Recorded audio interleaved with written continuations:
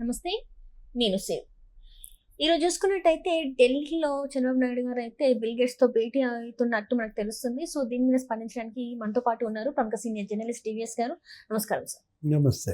సరే, ఇప్పుడు చూస్తుంటే ఏపీలో ఉద్యోగాల గురించి ఫస్ట్ నుంచి కూడా మనం మాట్లాడుకుంటున్న పరిస్థితి. ఇప్పుడైతే ఐటీ రంగానికి పెద్దపీట వేస్తున్నట్టు మనకు తెలిసింది. లోకేష్ గారు అనేక సార్లు మాట్లాడడం జరిగింది. ఇప్పుడు అక్కడ ఏంటంటే భూములే కావచ్చు, కంపెనీలకే కావచ్చు, స్థలాలు కేటాయించడమే కావచ్చు, దాని గురించి మాట్లాడుతున్నారు. అట్ ద సేమ్ టైం ఈరోజు చంద్రబాబు నాయుడు గారు కూడా బిల్ గేట్స్ గారితో భేటీ అవుతున్నట్టు మనకు తెలుస్తుంది. సో, దాని మీద మీ అభిప్రాయం ఏంటి? అంటే ఆంధ్రప్రదేశ్ అంటే ఇవాళ ఐటీ ప్రదేశ్. ఆంధ్రప్రదేశ్ అంటే ఇవాళ ఆర్టిఫిషియల్ ఇంటెలిజెన్స్. అమరావతి అంటే ఆర్టిఫిషియల్ ఇంటెలిజెన్స్. అమరావతిలో మొదటి చివరి అక్షరాలు ఏఐ. ఆర్టిఫిషియల్ ఇంటెలిజెన్స్లో ఏఐ అన్నమాట. అంటే ఏపీఏ ఏఐగా, ఏఐఏ ఏపీగా ఇవాళ అడుగులు పడుతున్న నేపథ్యంలో ఇవాళ బిల్ గేట్స్తో భేటీ. ఏంటి, ఢిల్లీ వెళ్ళినట్టున్నారు ముఖ్యమంత్రి చంద్రబాబు. బిల్ గేట్స్తో మరి 5 ఒప్పందాలు. అటు ఏది వ్యవసాయం, సాగుకు సహకారం టెక్నాలజీ పరంగా, మరోవైపు మెడికల్, ఏంటి ఆ మెడ్టెక్ జోన్లో మైక్రోసాఫ్ట్ కూడా సహకారం అందించటం. ఇంకొకటి ఎడ్యుకేషన్, విద్యారంగంలో విద్యాశాఖ మంత్రి మనకు తెలుసు ఎవరు, నారా లోకేష్. మొత్తం అంతా కూడా విద్యాశాఖలో ప్రక్షాళన సంస్కరణలు తెస్తున్నటువంటి నేపథ్యంలో మైక్రోసాఫ్ట్ ఇవాళ ఆంధ్రప్రదేశ్ విద్యారంగానికి సాంకేతిక సహకారం ఇవ్వడానికి ముందుకు రావటం. అటు హెల్త్లో, ఇటు ఎడ్యుకేషన్లో. నెక్స్ట్ గుడ్ గవర్నెన్స్, ఏంటది ఆర్టీజీఎస్ ఉంది కదా, రియల్ టైమ్ గవర్నెన్స్. వీటన్నిటిలో కూడా వాట్సాప్ గవర్నెన్స్ కూడా ఇస్తున్నారు.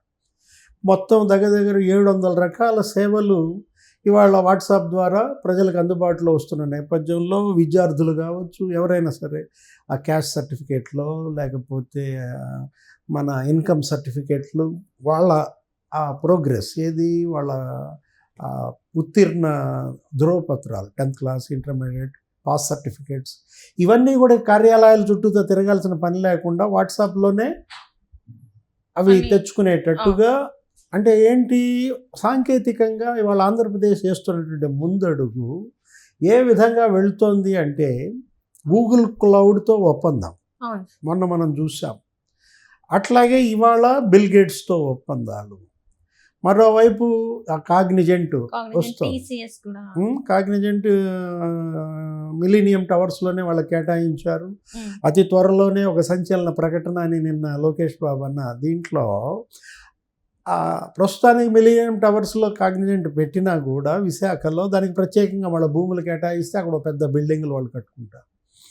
నెక్స్ట్ టీసీఎస్ మీరు చెప్పింది ఏంటి, అది దగ్గర అది ఒక 15,000 మందికి ఉపాధి తరిమేశాడు. ఎవరు, జగన్మోహన్ రెడ్డి 5 ఏళ్లలో. ఇప్పుడు ఆ చంద్రశేఖర్, నటరాజన్ చంద్రశేఖర్, టాటా గ్రూప్ ఆయనే కదా ఇవాళ ఏంటి ఈ టాస్క్ ఫోర్స్, ఇన్వెస్ట్మెంట్స్ టాస్క్ ఫోర్స్కి చైర్మన్గా పెట్టుకున్నారు. ముఖ్యమంత్రి చంద్రబాబు చైర్మన్గా. ఈరోజు కూడా క్యాబినెట్లో దానిపైనే డిస్కషన్. ఏంటి, రతన్ టాటా ఇన్నోవేషన్ హబ్స్. దగ్గర 6 చోట్ల ఆ ఇన్నోవేషన్ హబ్స్ రాష్ట్రంలో ఏర్పాటు చేయటం. అటు తిరుపతి, అమరావతి, విశాఖపట్నం, కాకినాడ, వీటన్నిటిలో వస్తున్న దీంట్లో అమరావతిలో టాటా ఇన్నోవేషన్ హబ్.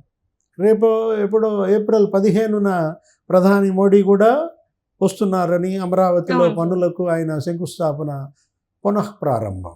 అంటే ఈరోజు ఢిల్లీ పర్యటనలో అది కూడా ఒకటి ఆ కన్ఫర్మేషన్. మోడీ ఆంధ్రప్రదేశ్ పర్యటనకు సంబంధించినటువంటి కన్ఫర్మేషన్ కోసం వెళ్తున్న దీంట్లో నీకు లక్షల కోట్ల పెట్టుబడులు ఇవాళ ఆంధ్రప్రదేశ్కి రావడానికి సిద్ధంగా ఉన్నాయి. నీకు ఆ ప్రపోజల్సే మనం చూస్తే 6 లక్షల కోట్ల పెట్టుబడులకి ఇవాళ వీళ్ళు ప్రపోజల్స్ ఇచ్చిన నేపథ్యంలో నీకు 5 లక్షల మందికి ఉపాధి వస్తుంది. వాటిల్లో అటు ప్రభుత్వ పరంగా, ఇటు ప్రైవేటు పరంగా. ఏంటి, ప్రధాని మోడీ మొన్న విశాఖపట్నంలో శంకుస్థాపనలు చేశారు, ప్రారంభోత్సవాలు చేశారు. అంటే రేపు ఏప్రిల్ 15న ఆయన వచ్చేది సెకండ్ విజిట్ అన్నమాట.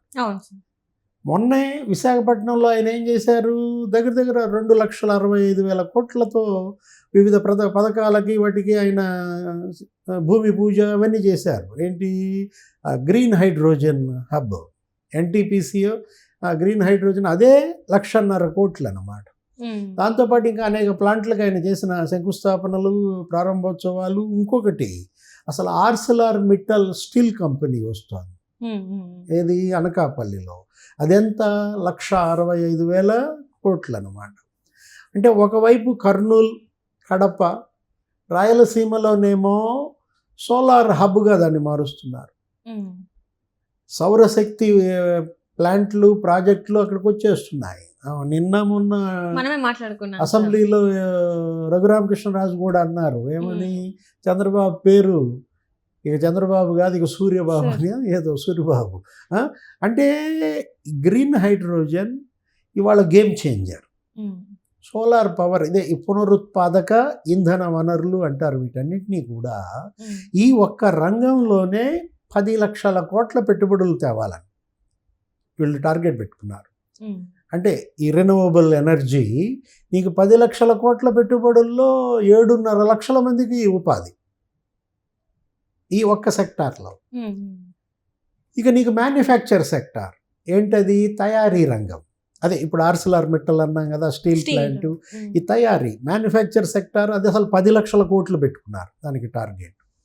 ఇట్లా ప్రతిదానికి టార్గెట్ పెట్టుకుని, అసలు వీళ్ళు ఇచ్చిన హామీ ఏంటి, నీకు మేనిఫెస్టోలో ఏం చెప్పారు, 20 లక్షల మందికి మేము ఎంప్లాయ్మెంట్ ఇస్తామన్నా. అది ప్రభుత్వం కావచ్చు, ప్రైవేట్ కావచ్చు. యువత అదే కదా, జగన్మోహన్ రెడ్డి ఓటమికి వాళ్లే కారణం. ఏది, జాబ్ క్యాలెండర్ అన్నాడు, 5 జనవరిలైనా ఒక జాబ్ క్యాలెండర్ ఇవ్వలేదేంటి అన్నాయి, వదిన సాక్షి క్యాలెండరు ప్రతి సంవత్సరం వదులుతోందని చెల్లె తిట్టింది. 5 ఏళ్లలో ఒక డిఎస్సి పెట్టల జగన్మోహన్ రెడ్డి. ఎలక్షన్కి 2 నెలల ముందు 6,186 పోస్టులతో ఏదో మెగా డిఎస్సి అన్నాడు, దానికి తిట్టింది. వాళ్ళ నాన్న రాజశేఖర్ రెడ్డి దగ్గర దగ్గర 8,500 పోస్టులతో మెగా డిఎస్సి పెట్టాడంటే అట్లా ఉండాలి. కానీ నువ్వేంట్రా అన్నాయి 6,000 పోస్టులతో మెగా డిఎస్సి అంటావు, అసలు అది మెగా కాదు, దగా ఉంది. ఎవరు, షర్మిల. అంటే జగన్మోహన్ రెడ్డి ఓటమికి ప్రధాన కారణం యువత తిరగబడ్డారు, నిరుద్యోగం పెరిగిపోయింది.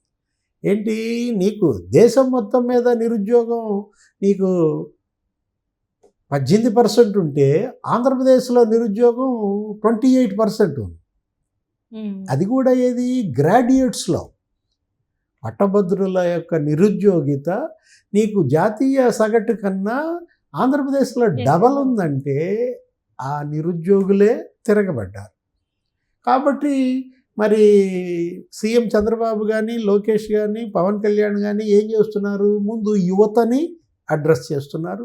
ఈ ఉద్యోగాల కల్పనపైనే లోకేష్ కూడా అమెరికా టూర్ వెళ్ళారు కదా, అమెరికా టూర్లో వీళ్ళందరితో మీటింగ్స్ పెట్టుకోవటం. దగ్గర దగ్గర 2,500 మంది పారిశ్రామికవేత్తలతో ఆయన అక్కడ సమావేశమయ్యాడు, ఎక్కడ, అమెరికాలో. అవన్నీ కూడా ఎగ్జిక్యూట్ అవుతున్నాయి వరుస పెట్టి. నీకు టెస్లా కూడా వస్తుంది అంటున్నారు కదా, ఎలాన్ మస్క్ టెస్లా ఏంటి, యాక్చువల్గా జర్మనీలోనూ ఎక్కడో ప్లాంట్ పెట్టి ఇక్కడికి తయారైన కార్లను ఇక్కడికి పంపించి భారతీయ మార్కెట్ కోసం టెస్లా అన్వేషిస్తోంది. ట్రంప్ కూడా అడ్డం పడుతున్నాడు, ఏది, ఇండియాలో పెట్టడానికి వీల్లేదు ప్లాంటు అంటే జర్మనీలో పెడతానో ఏదో మాట ఇచ్చినట్టున్నాడు. లేకపోతే ఇండియాలోనే ప్లాంట్ పెట్టి ఇక్కడే తయారీ, ఇక్కడే ఇది జరిగేది. ఇప్పుడు రేపు గేమ్ చేంజర్ అదే. ఏంటి, ఇక పెట్రోల్, డీజిల్ ఈ వెహికల్స్కి కాలం చెల్లింది. ఇక నీకంతా నీకు ఇవి ఎలక్ట్రికల్ వెహికల్సే వస్తున్న నేపథ్యంలో టెస్లా ఇప్పుడు జర్మనీలో ప్లాంట్ పెట్టుకున్నా వాళ్ళకి ఇక్కడ ప్లేస్ కావాలి, ఎక్కడ, భారతదేశంలో.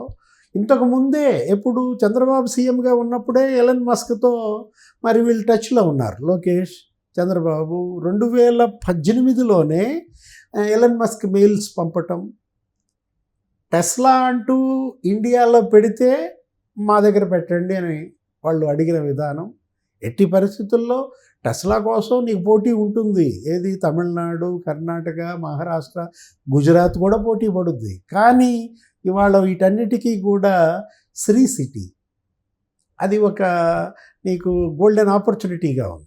ఏంటి మొత్తం అక్కడే పెడుతున్నారు. ఇప్పుడు క్రిస్ సిటీ అని ఒకటి వచ్చింది, అంటే కృష్ణపట్నం సిటీ అనమాట. క్రిస్ సిటీ కూడా వచ్చేసేసరికి నీకు అక్కడ పోర్ట్ ఉంది, ఎక్కడ కృష్ణపట్నం పోర్టు.